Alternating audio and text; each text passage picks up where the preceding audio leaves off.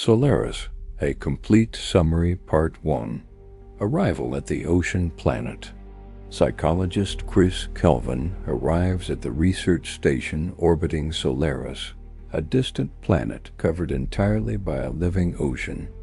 The planet has been studied for over a century, yet remains utterly mysterious. The ocean appears to be a single, vast organism capable of extraordinary feats, creating perfect replicas of objects, forming temporary islands, and manipulating matter in ways that defy human understanding.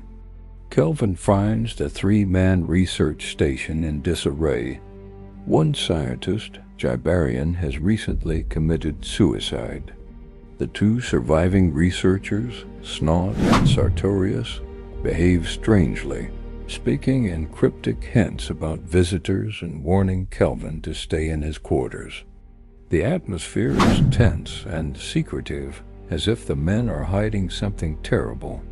On his first night, Kelvin encounters an impossible sight. His wife Hari, who had killed herself 10 years earlier on Earth. She appears exactly as she was, complete with memories and personality. Yet she cannot remember her death or how she came to be on the station. Kelvin realizes this is what the others meant by visitors. The ocean has somehow accessed their memories and created perfect replicas of people from their past. Part 2. The nature of the visitors. Kelvin learns that each researcher has been visited by figures from their memories, though Snot and Sartorius refuse to discuss their own visitors.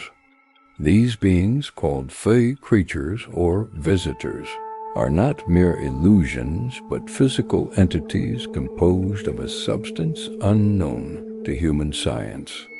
They possess the memories and personalities of the originals, but lack knowledge of their deaths or the circumstances that brought them to Solaris. The visitors cannot leave the station. They become distressed and eventually find their way back if separated from their human counterparts. They regenerate from any injury and cannot be permanently destroyed by conventional means. Most disturbing of all, they seem to be learning and evolving, becoming more human-like over time. Kelvin struggles with the presence of Hari, torn between his love for her and the knowledge that she is not truly his wife, but a creation of the alien ocean. The ethical implications torment him. Is she a person deserving of love and respect, or merely a sophisticated copy? Meanwhile, the real purpose of the research station, to study and potentially communicate with the ocean, seems increasingly futile. Part 3. The Library of Solaris.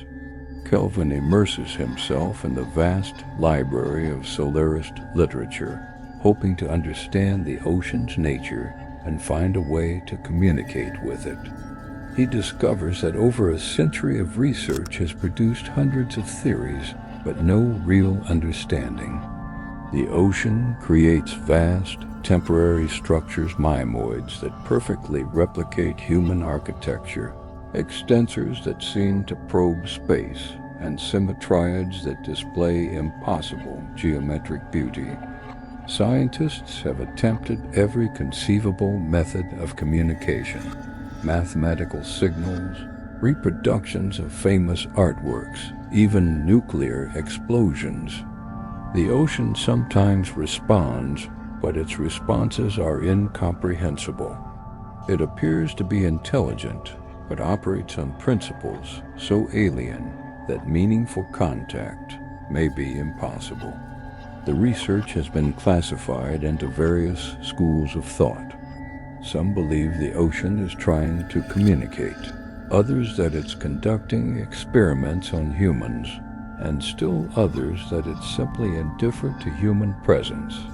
The most disturbing theory suggests that the ocean is somehow accessing human consciousness itself, reading memories and thoughts in ways that transcend physical contact. Part 4. The Experiment. Desperate to understand the visitor's nature, Sartorius conducts experiments using Hari's blood. He discovers that the visitors are composed of neutrinos arranged in impossible stable configurations, held together by forces unknown to human science. This explains their regenerative abilities and their strange relationship with the station's environment. Sartorius develops a device that can potentially destroy the visitors by disrupting their neutrino structure. However, this raises profound ethical questions. If the visitors have consciousness and memories, is destroying them murder? Kelvin finds himself increasingly protective of Hari, even as he acknowledges she is not his original wife. The psychological strain on all three men intensifies. Snot, the most experienced researcher, reveals that he has learned to coexist with his visitor through a kind of resigned acceptance. Sartorius remains coldly scientific, viewing the visitors as fascinating but ultimately disposable research subjects.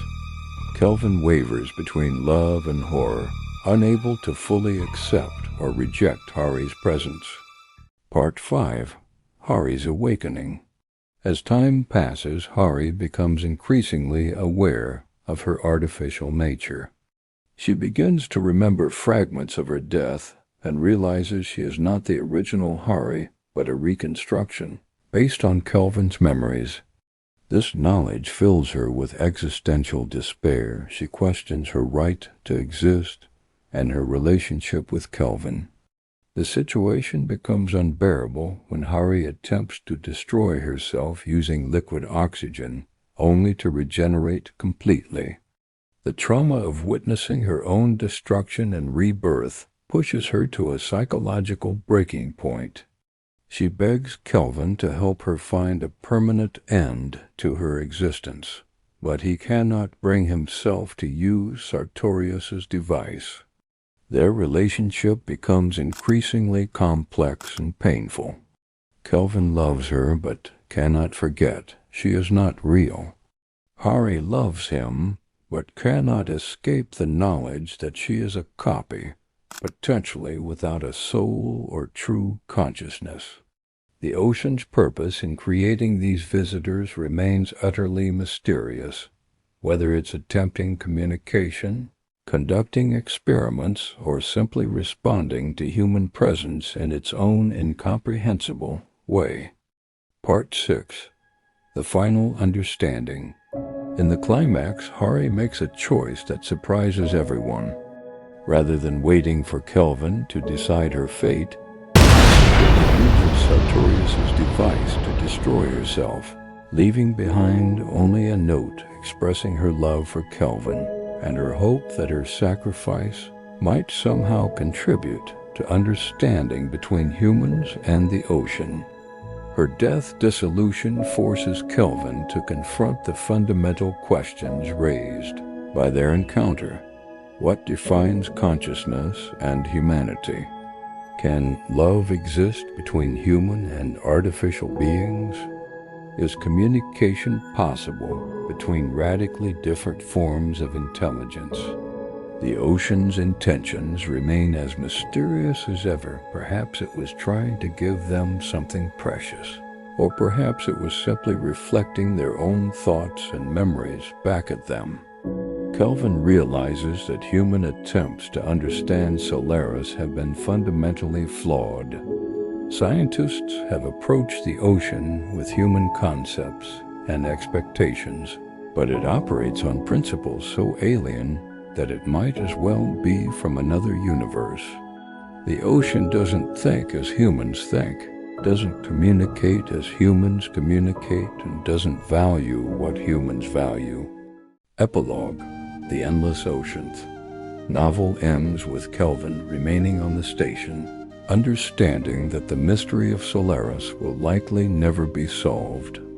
The ocean continues its incomprehensible activities, creating and destroying its vast structures, indifferent to human observation. Kelvin has lost Hari twice now, once to suicide on Earth, once to her own choice on Solaris, but has gained a deeper understanding of the limitations of human knowledge and the nature of consciousness itself. The research continues, but with the acknowledgement that some mysteries may be permanently beyond human comprehension. Solaris represents the ultimate other, an intelligence so alien that meaningful contact may be impossible. Yet the attempt to understand, to communicate, to bridge the gap between different forms of consciousness remains a fundamentally human endeavor. The ocean endures, vast and unknowable, a reminder that the universe contains forms of intelligence and consciousness that transcend human understanding. In trying to study Solaris, humanity has perhaps learned more about itself than about the alien ocean, discovering the limits of human knowledge and the profound questions surrounding consciousness, identity, and the nature of existence itself. Loved this summary? Hit like, subscribe, and tap the bell for more book wisdom. Let me know what book to cover next in the comments.